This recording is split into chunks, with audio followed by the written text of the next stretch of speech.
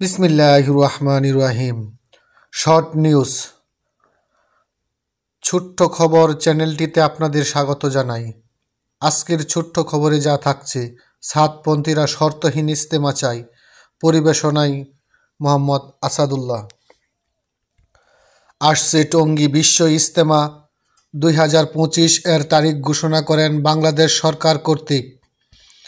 এরপর আলমী শুরা বা জুবায়ের পন্থীরা ইজতেমার তারিখে পরিবর্তন আনেন।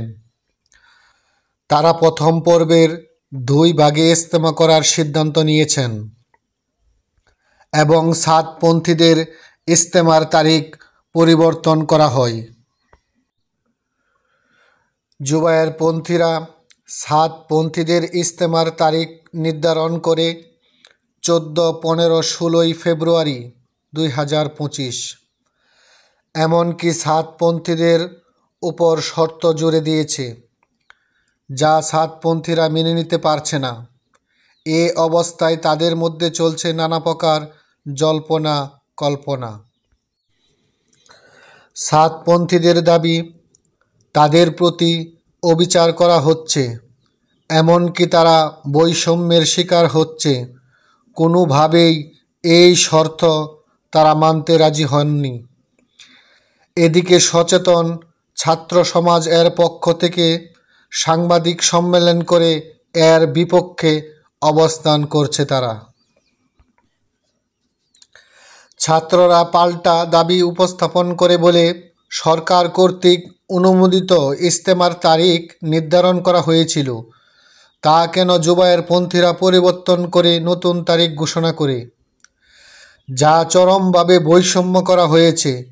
এমনকি সরকারের পক্ষ হতে কোনো প্রকার নির্দেশনা এখনও আসেনি, যা চরমভাবে তাদের ভাবিয়ে তুলছে।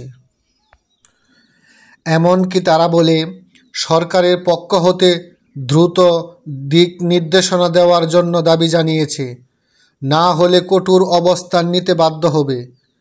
সাতপন্থীদের যে শর্ত জুড়ে দেওয়া হয়েছে, এবছর তারা টঙ্গী বিশ্ব ইজতেমা অংশ নিতে পারবে, কিন্তু আগামী বছর টঙ্গী মাটি তারা ইজতেমা করতে পারবে না। এ বিষয়ের উপর সরকারের কাছে প্রতিজ্ঞায় আবদ্ধ হতে হবে। কিন্তু সাতপন্থী আলেম ওলামাগণ এই শর্ত মেনে নিতে রাজি নন। তারা বলেন, তাবলিগ জামাতের মূল ধারার নিজামুদ্দিন মার্কাজ এর অনুসারী, তাদেরকে কেন এমন শর্তের মুখোমুখি হতে হবে? কোনোভাবে এটা মানতে রাজি নয় তারা। এরকম সংবাদ পেতে আমাদের চ্যানেলটি সাবস্ক্রাইব করুন।